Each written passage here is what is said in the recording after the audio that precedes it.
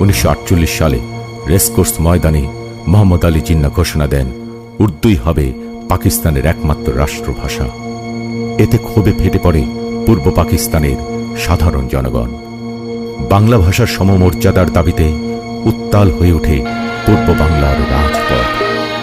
20 ফেব্রুয়ারি 1952 আন্দোলন দমাতে 144 ধারা জারি করে পুলিশ। নিষিদ্ধ ঘোষণা করা হয় ঢাকা শহরে সকল প্রকার সমাবেশ ও মিছিল। গ্রেফতার করা হয় একের পর এক ছাত্রনেতাকে।